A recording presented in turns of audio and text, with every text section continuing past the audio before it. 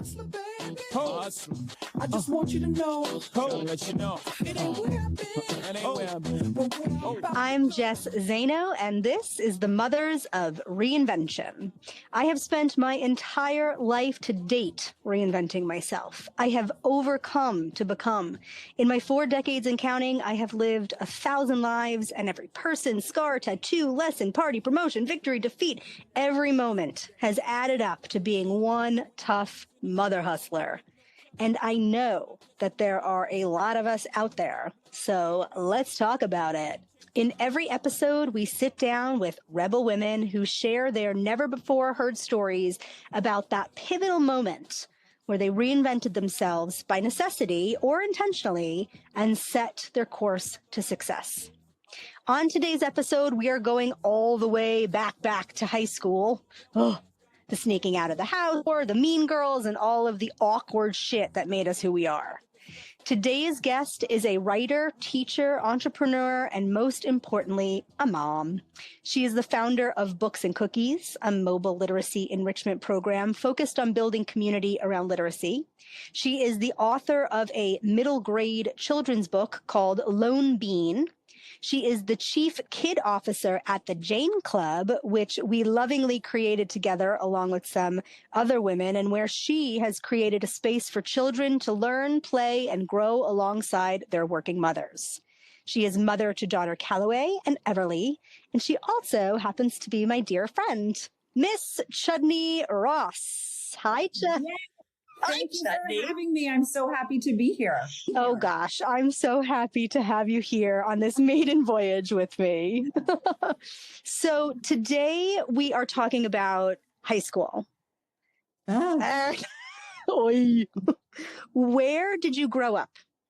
So I grew up everywhere, but I landed for high school in Greenwich, Connecticut. But I would say most of my formative years were kind of everywhere in between New York and Europe, which led me to sort of my experience of high school, which I guess we'll delve into. Did you speak any other languages if you lived in Europe? You know, I went to the American school in Paris. So no, we spoke English. And then I went to boarding school in Switzerland where it was all in French. But it was that sort of bratty 13, 12-year-old stage where I just decided I would refuse to speak French. So I understand French fluently still. I cannot string any words together because as a bratty 12-year-old or 10-year-old, I don't even know how old I was, I wouldn't speak. So I was only there for like 8 months, but those 8 months I didn't talk unless you would speak to me in English, but I could understand everyone and I still can. Oh my goodness. I don't know this about you. Where in Switzerland were you? We were in a small town called Rolle, which was right outside of, right by the airport near Geneva. By the airport. It was down by the airport. So, for people who don't know, I just want to make mention the reason you were traveling all over the place is because your mother is Diana Ross. My mother is Diana Ross. And yes, she was working on, when I think it was around 10. I don't even know. I have a terrible memory. She was working on a film in Europe and she met my stepfather. And so we all decided to give it a shot in Europe. And I lived with them for a while, but he had kids who were at this boarding school and I really wanted to be with them, even though I was young. And so that's why I was shipped off to boarding school. No other terrible reasons. I was way too young to be at boarding school. I just really wanted to be with them.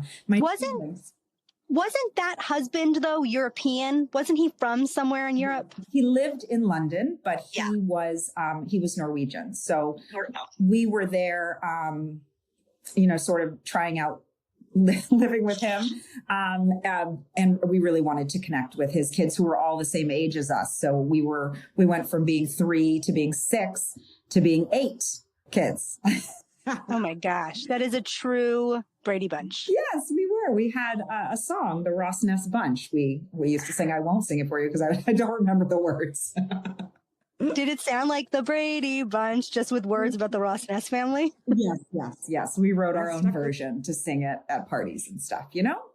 And his that's fun. You're like the Von Trapp family, basically. Yes. That is hilarious. Are his kids were they speaking other languages or? No, I don't know why I'm stuck on this language thing. It's fascinating that you all came together by the airport in Geneva. They don't speak other languages. The boarding school was half English, half French, but because I was so young, it was all French. The younger kids only spoke French. So I was the only one in a full French program. My sister Rhonda, though, really did pick it up, and she actually speaks fluently. She's probably the only one in the family who speaks fluently. Tracee can probably speak better than I can as well. But yeah, no, I didn't pick up too much. I hear this story about you, and it really reminds me of your daughter. And how it reminds me of your daughter in that I bet that she's got that sassy attitude. And I feel like Calloway does. I don't know Everly, but yet. But with Calloway, I feel like maybe she's a chip off that old, how do you say block in French? I don't know. But if you said it, I'd understand it. Yes, she is. She is like me, so sweet and easygoing. I was so sort of nerdy and uncomfortable in my own skin. So you'd think I was easygoing, but I had some sass. There was some sass under there. And also I was unwavering. So like, I was going to do what I was going to do, and you weren't going to change it. This was just how I was going to experience my experience. And I don't know, strong, powerful, geeky little Chudney. I stuck with it. I love it. Okay.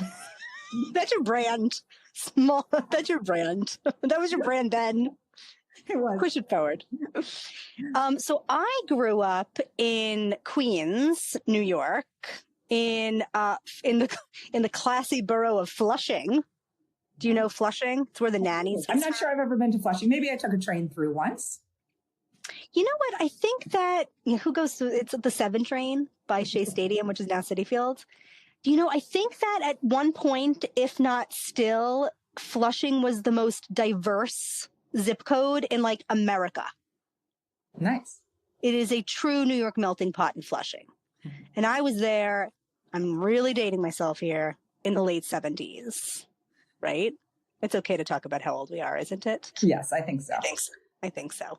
So we were in Queens, and then my mother and father decided that we were going to, when I was around 6 or 7, that we were going to move to this mid-Long Island section of Suffolk County called Lake Ronkonkoma, where we had 90% of this part of Long Island is like Caucasian, Italian American, Catholic, like all Italian American. And so I went to a high school named Sachem High School. And interestingly enough, and I believe still, it is the largest school district in New York State. There were 12 elementary schools at the time of my attendance. There were 2 middle schools, a high school for 9th and 10th graders, and a different high school for 11th and 12th grade. So this is roughly 20,000 children in school on any given day. And in each class, there were about like 1,500, 2,000 kids per graduating class. Oh, wow. Our school mascot was the Sachem Flaming Arrows. And I mean, you know me, and what I am now was basically what I was then. I made it my like public duty to partake in essentially every club, sport, musical theater performance that I like could handle. I played field hockey, gymnastics. I was a cheerleader. I was in the photography choir and Italian club, and I think I was president of all of them. I starred in 8 of the 8 plays through high school and was voted most dramatic, most talkative, and something called most school spirited amongst these 20,000 kids, which at the time I was like, what is that? But it just seemed about right for me. Right. So I every morning I would go out and raise the flag and give the morning announcements. I mean, I'm exhausting myself just even saying these things. But it was in 8th grade. What are we in 8th grade? Like 13, 14? So it was in 8th grade, and it was Sagamore Junior High School that really marked my crowning glory of leadership achievement. So this is the school year that like a president, vice president, secretary, treasurer is elected to govern the student body. And I was like, yep, that's me. I'm going to run that and I'm going to win. So David Beinhacker, who, funny enough, was an Italian American, David Beinhacker, he had run for president, and I figured why not position myself to accompany him, get the real work done as vice president, like our girl Kamala Harris. Am I calling her? Right? Kamala. I should know her name. So I decide that I'm going to run for vice president, and at the last minute, Ali Shibanoff steps in to run for vice president. What? And Ali Shibanoff, girl, Ali Shibanoff was everything at Sagamore. She was the ultimate mean girl. She was, dare I say, super hot for a 12-year-old. She rocked. She rocked Abercrombie and Fitch before it was like a thing. She exuded the perfect amount of like standoff snobby with constant bitch face that made these like preteen boys and girls just shake. And the funny thing was, I was friends with Allie. So we were part of like a popular clique of girls. We named ourselves the Poobahs. Maybe it was the Grand Poobahs. I don't remember. Either way, we were pretty self-important. And that is a ridiculous name that I'm saying it out loud. I think it came from like the Flintstones, but we were tough. Yeah, we had a burn book, all of that stuff. I know we used to play in Daniel Gershon's basement and do this burn book. So like whatever. So Allison she had this perfect wavy chestnut hair, and she would wear those like super white, clean, scrunched white socks. And she decides to run for vice president against me. And I decide to annihilate her. This is what I'm going to do to my friend. So it started with my platform, right? What was I going to run again? What was I going to run for? What am I going to stand for? So I stood for a soda machine in the cafeteria and Fashion Fridays. That was the important tasks that I was going to delegate on. So I don't even know what or how like what a student body is or how to help, but like I passionately fought for Fashion Fridays. I made up buttons for the kids in these oversized like pins. I made signs for the hallways, and they read like Jessica Zaino is the way to go, and just say yes to just say no. And so I was very dedicated to the running process, to the campaign trail. So it was required that like all candidates have a debate, or really more of a town hall assembly where you're given a few minutes to stand in front of 1,500, 2,000 students and promote ourselves to get these votes. So the assembly happened the day before the elections, and there were four or five students running in my category for vice president. And like, I felt like I had laid some really good groundwork with cute buttons and the signs, but Allison was so much more prettier and more powerful and cuntier than me. And she ruled by fear, and the political temperature read that she was just like scaring up votes to secure a win. So it really grew probably my like it grew my like lack of self-confidence, but also my competition streak. So I needed something. I needed a shtick to really clench it. I needed to get all those votes. And so Chudney, I decided to do a rap. Yeah. Yes, a rap. So the night before the assembly, my chief of staff, who is my dad, and my mom were sitting at the kitchen table, and they're helping me read this script. And I'm just writing this rhyming script. And when we got to the end of the lyrics, my dad came up with like a hilarious end that rhymed with Dan Quayle and cannot fail, because Dan Quayle was the president at the time, or the vice president at the time. It was genius. And so I took, this rap, and I thought, well, how can I make it into a theatrical presentation to, again, like secure these votes against Allie? So I head to school. We're getting ready. We're on the stage. There's 5 seats where we're all sitting. The children, the students all start to file into the auditorium. And again, there's 1,500 of them. And there was like this big, like blood red, heavy curtain behind us that just fell on the stage. You could smell the wood cleaner and the silver chairs that we were sitting on. And there was this, beautiful podium with the microphone. And so because my last name is Zaino, it starts with a Z, I was going to go last in the order. It was a perfect lineup to close the show. The other candidates for vice president, they stepped up one by one. They were shuffling and mumbling and reading off their cue cards. And a few kids were strong in their delivery and they had great ideas. And I respected their hustle, of course. But then it came time for Allison Shibanoff, being an S name. She came before me and she did fine. I'll give her that. Exactly what you would want from a pretty smart Abercrombie wearing scary Allie Shibanoff. And of course the crowd applauded. Nothing new there. So more for hers than the others. So I knew my execution was like integral to my performance. So the time, Chudney, was now. I heard Mr. Remus, he was the student body government teacher, call my name, Jessica Zaino. It sounded muddy. It sounded like I was underwater.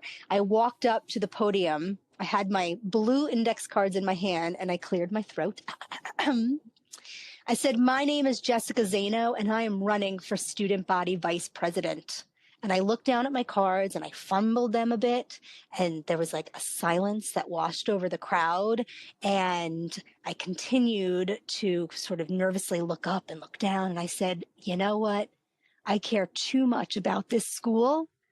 And I want to serve this school. So I'm not going to read off these cards. And I ripped them to shreds. Yeah. And then I tossed them above my head like confetti. They rained down on me. And then from the bottom of the podium, I pulled a boombox. Oh my God.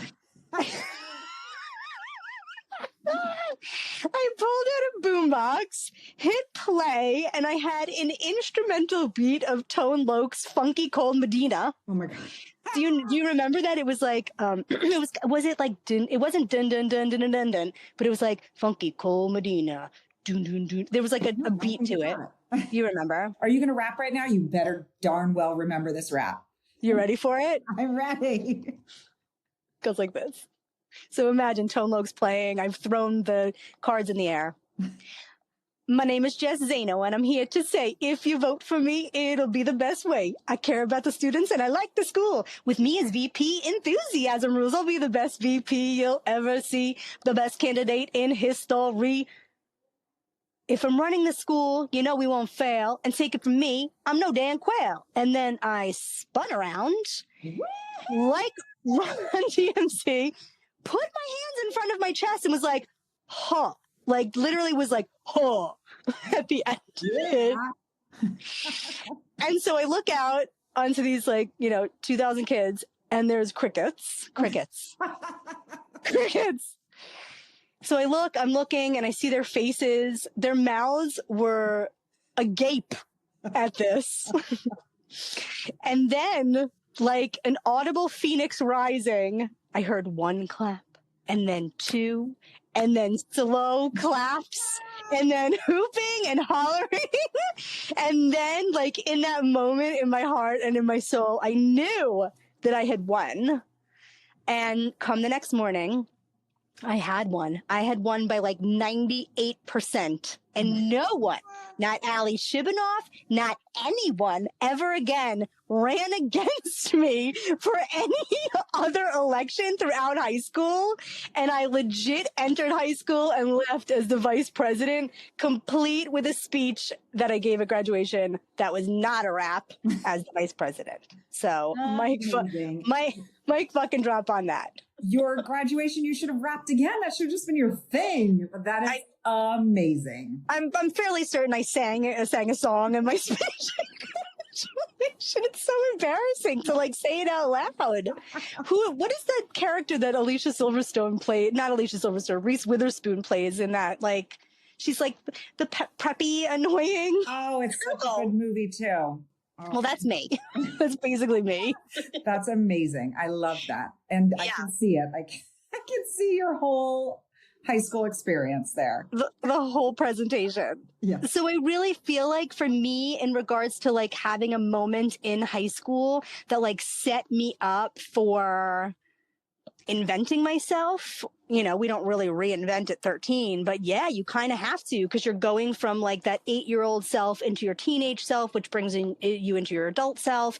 And it was like that pivotal moment for me where I was like, I'm going to beat this pretty bitch. I'm going to win this thing. And then I'm going to lead the school. Amazing.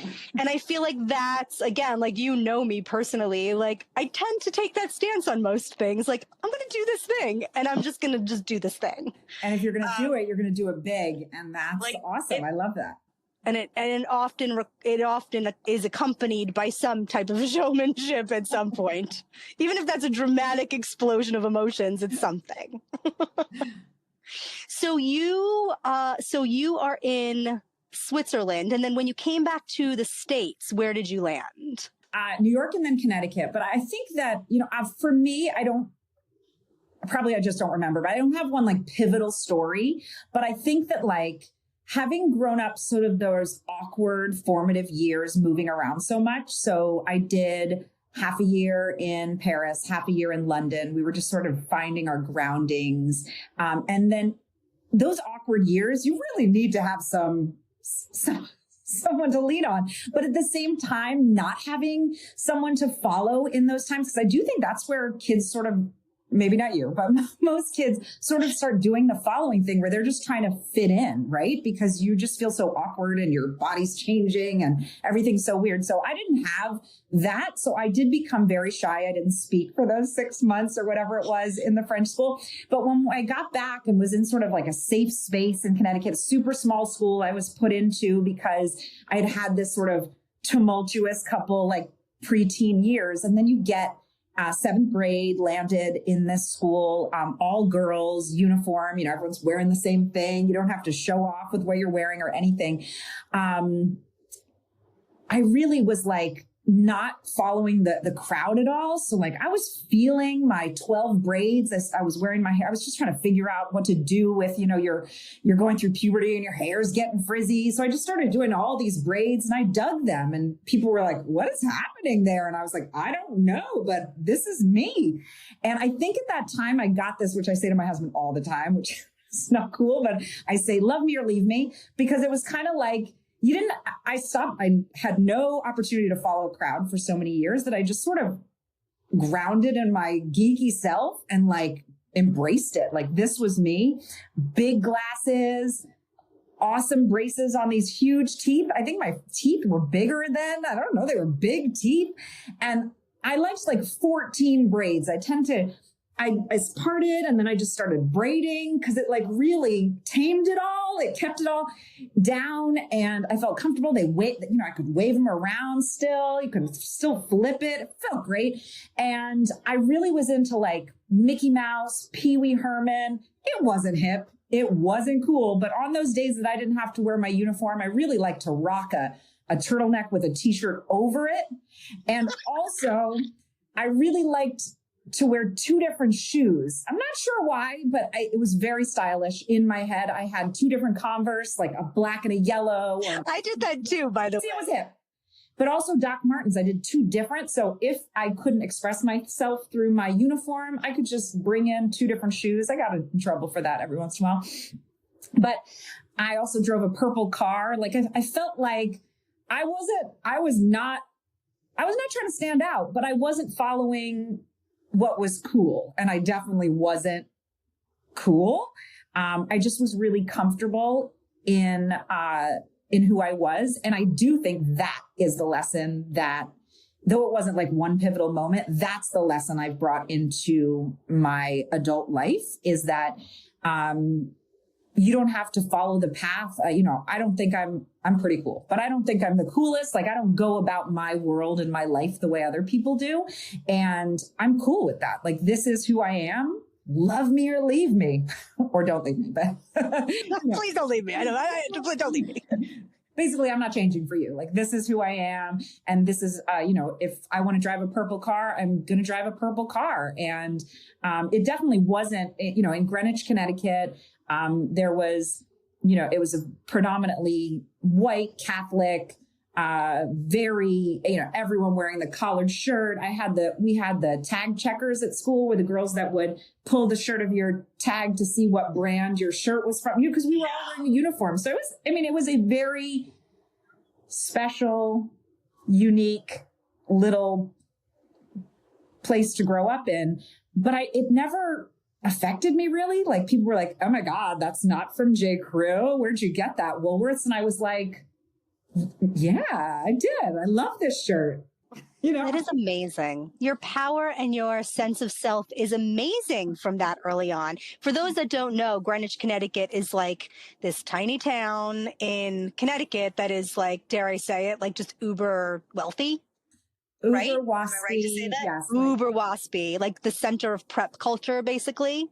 Like I parked my purple car in between like Range Rover, Audi, like this was like very fancy spot. I did find my crew. I mean, they were definitely mean girls, even though they're still like some of my best friends, I think they didn't know better. I think that's just like what you did in Greenwich. Like I think high school, but on top of it, like, very wealthy, white people, a country club. I think this was just sort of there was moments that I look back and I'm like, whoa, that was not cool. And things that like, as an adult, you're like, wow, I wouldn't want my child to have dealt with that. Or I would have wanted my child to stand up for someone else that something happened to. I mean, there was some very inappropriate things that looking back, I see differently. But I think in those adolescent years, I was just sort of trying to get by and figure out like who I was in that. And I knew that like, I wasn't going to be a part of those things. I mean, I wasn't invited to all the parties. I wasn't making out with all the boys. But I was still sort of just finding my way. And I had my crew of friends, who loved me just as I was and were just as silly as I was. And when you said love me or leave me, they did not leave you. They doubled down and loved you even more. I mean, they were out at parties with their Audis, making out with boys and going to the country club. But I was tagging along with my braids, just joyful as can be. So I have a lot of questions. Okay. One, in this braid scenario, what was holding the braid at the end of the braid? Were you wearing those like ball twisties, or was it just like a black tie band? It was just a rubber band. So these were not professional individual braids. I in college, I went and got my hair like professionally braided. This was not that. This was just you braiding it willy-nilly on your head. Willy-nilly. For a while, it was just 3, where you like put half up and then 2 down the side and then 1 at the top. And then that I didn't really think accentuate, you didn't get to do what people were doing with their hair. So I went and I just kept creating braids, but they weren't like tiny braids. These were braids that I did in the morning. Yes. Thick ass braids. Yeah. Just like a whole bunch trying of braids. Get the hair in and get them in the braid so that you could flip it around. Yeah. And feel that on your shoulders. Yeah. It was a look. So tell me about this car. We keep on saying it's a purple car, but what kind of car was it? Because I've never seen a purple car. When I got the car, I got, everyone in Greenwich was getting their cars so they didn't have to go on the bus anymore. And I was young. I had just gotten my license, maybe 17, maybe my 17th birthday. And I go out and there's this that my dad had helped my mom find. It was a Volkswagen Cabriolet convertible. It was probably like, I don't know, super old, like a 70. Like it was like, that was the cool car. Wasn't that the car in Can't Buy Me Love, but the one in Can't Buy Me Love was a white convertible cabriolet? Maybe. I don't know. Well, not in Greenwich. This was not the cool car, but it was a convertible, which was awesome, but it was shit brown. Like it was shiny a little bit. And I was like, oh my God, a car. You're stoked because you have a car, but then you're like, it's brown. So I talked them into allowing me to pay to get it painted myself, though I wouldn't know how to do that at 17. So my dad helped me and they were like, what color are you going to paint it? Like black? All of the family cars were black. And I was like, purple. And they were like, no. And my sisters were like, no one drives a purple car. And I was like, purple's my favorite color. And I'm going to drive a purple car. And it was a beautiful grape color.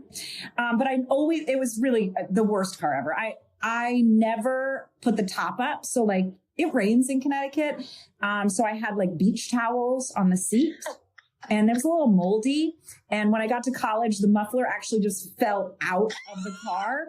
And I sold it for like $500 on like Craigslist or something. I don't know if we had Craigslist back then, but one of those things, I sold it when I was in college and I lied that the muffler had fallen out because once you sell it, you're not supposed to drive it, but I drove it after I had gotten the deposit and the muffler fell out. And then I basically taped it back in. I mean, they were paying $500 for a car. So that's a pretty good cost. Even $500 is that's a sweet deal for a purple car. It was a great car. And also everybody knew, it's funny because I drive a red car now and everyone knows it's me. They're like, oh my God, I saw you on wherever. And everyone knew it was me. And the only big issue is, and this is a good story, actually, my friends were troublemakers. They were amazing, but they were troublemakers. And my friend Casey, who's still one of my great friends, she's still a troublemaker as an adult with 3 children. She thought it would be a great idea to, at lunchtime, first of all, we're not allowed to leave campus for lunch, but we went to Wendy's and then we stopped across the street at Dunkin' Donuts and she bought a dozen jelly donuts. And I was like, what are you going to do with a dozen jelly donuts? Thinking she's going to give them to the cooler kids, right? Anyway, they start ripping them in half and whipping them out of the top of the car, which would be all well and good if you were driving one of the 1,000 Audis in Greenwich, not the purple car. So we were calling it the purple passion pit and they were throwing donuts at the back. And I was like, oh God, just get it back to school.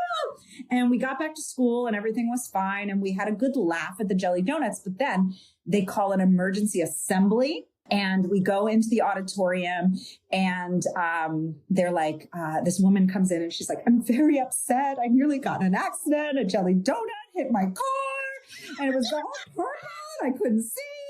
And Casey was laughing so hard and she was laying on the floor, peeing in her pants. And I was crying because I knew she was going to say it was a purple car, but because there was so much jelly on her windshield, she did not know that the car was purple, the culprit. You never got in trouble from that.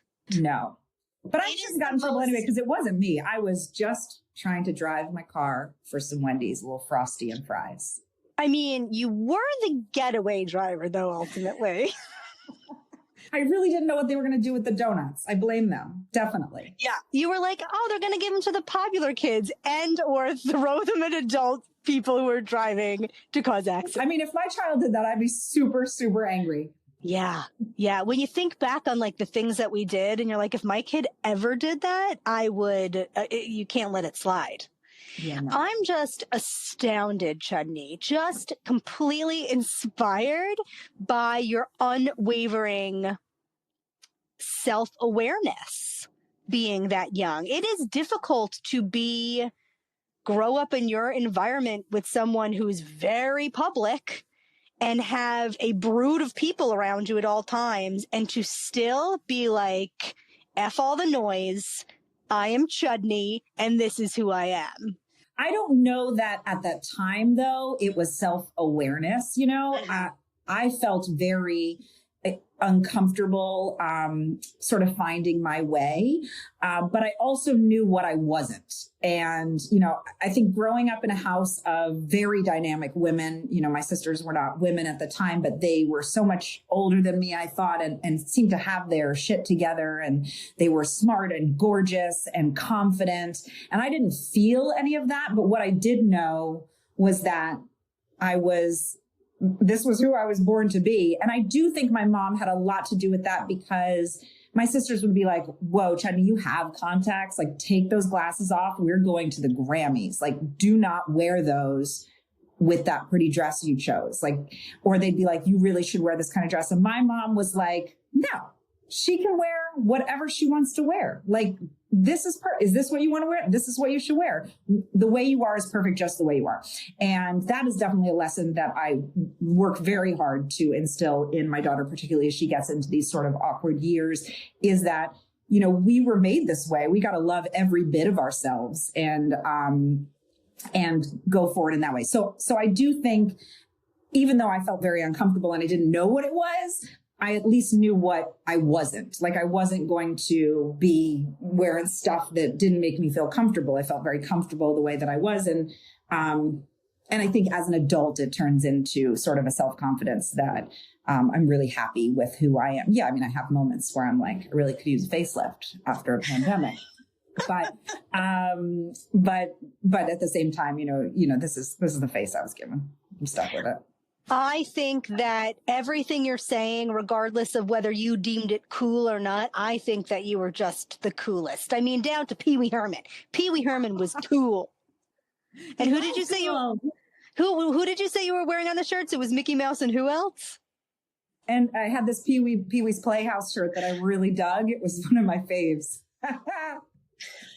Do you think today you would still wear your different color Converse, or do you have Converse of any colors now?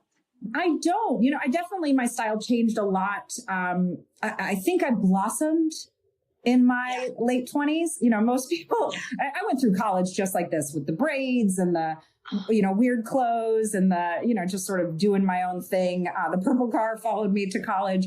I think my sort of blossoming, or really coming into myself as the beautiful human I am today, wasn't until post-college, and all of those sort of experiences started to build up. And I was like, wait, under these glasses, I'm actually quite lovely, and I'm smart, and I can do sort of anything that comes in front of me and excel because I'm a hard worker. And I started to, right after college, I just started taken all sorts of experiences. And just like you said, reinventing yourself multiple times, I just decided to say yes to opportunities that came in front of me. I lived, Shonda Rhimes wrote that book, The Year of Yes. I mean, I didn't even read the book, but I definitely was living that. I just sort of was like, oh, I love to ski. Well, look at this opportunity to go teach skiing in Aspen. That's not why I went to college, but taking all of these opportunities, and surely all of those really random opportunities, working in production, writing, trying to model, trying to be a TV host, being on red carpets, all of these experiences, which were very unique and very different, teaching skiing, put themselves together to help me to create a career that I love and that I can excel at, because I know I can work hard, and I know that I'm passionate about that, and also that I can do more than one thing. I think that we ask kids, what do you want to be when you grow up? And you expect them to say the vice president or whatever, one thing. But truly, you have so many experiences through your life that you get to sort of embrace everything. If you embrace everything, you can really have a fulfilled life that brings you much joy. I've tried everything and I've done everything, and I can always go back to all of those things. Now, being a mom is so important to me, and my business is all parenting and literacy focused and working with children. But maybe one day I will want to try to do hosting, and all of that sort of led me to the content creating, which is sort of reliving my failed modeling career. So, all of it is really fun to put together. And it's sort of so many learning experiences along the way that, are reinventing, but also building on each other, which is awesome. That's a beautiful reflection in regards to, as we reinvent over and over, as we do not need to be the one thing that we're maybe told that we have to be, it really does make for an abundant life, a rich life, because you have all these experiences that make up who you are. And every time you make that pivot, it just adds another chapter to your book. And then you make this beautiful book at the end. I can't wait to see how you continue to unfold. And I love that you are so still childlike in your in your curiosity of like, what can we do next? Like, yes, let's do it. That's something that I really love about you is like, you are always down. You are down. Like, you want to do it? Yep. You want to do this? Yes. Let's do this. Okay. Let's go here. Okay. Like, it's beautiful. We only have one life, so you got to live every day. And I do think this past year has been really hard for me to not be able to have the ability to try new things. And I felt so stagnant and sort of stuck here at home, being just a mom, which is amazing. And I love being just a mom too. I mean, I've gotten to really stare at my children grow this past year, but I do find so much beauty in experiencing this life that we have and saying yes to trying new things and learning new things. Every day I get to learn and grow. And even with my business is constantly evolving because, which is why we can still do, we went from this big business to this tiny little business, but the mission and the goal and the passion behind it is always going to be there. So whether it changes completely or morphs into something else or continues to grow from where it is, that is exciting to me.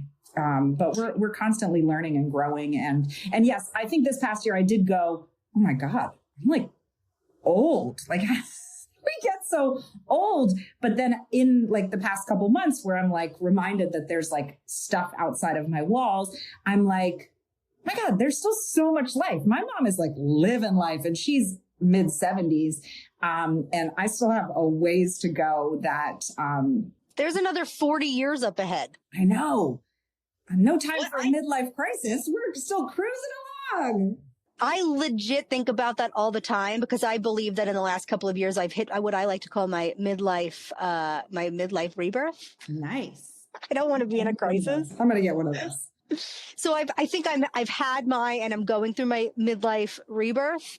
And then when I emerged it, or as I'm emerging from it, I'm like, there are 40 years left, 50 even, potentially. I don't think 60, but maybe. What the fuck is going to happen for the next 40, 50, 60 years? That is a lifetime. Yeah. So I love that we can like kick ageism or just thinking about age, like just completely dissolve any societal understanding of it and be like, let's reinvent again and again. What if I want to be a doctor? Okay, I got 40 years ahead of me. I will go to school for 6 of them and become a doctor. Like, it truly can be anything we want. It could truly be the reinvention of any shape, form, anything. I love it. I'm excited to see what you have up ahead. I'm excited to see what I have up ahead. Yeah. It literally could be anything. It's a mystery box. I want to thank you, Chudney Ross. Thank you for being my guest and my friend. And for, of course, this is so fun. I'm always happy to chat with you and you're welcome to record at any time. I love that. I love getting into conversations with you and hearing about your perspective and hearing about you and just getting into it with you. So thank you. Thank you. This is awesome. For those that are listening, be sure to like, subscribe, and leave your rebel stories of reinvention on the show page. I know I would love to read them, and I'm sure anyone who's listening would enjoy it as well. So I'm Jess Zaino, and this is the Mothers of Reinvention. See you next time.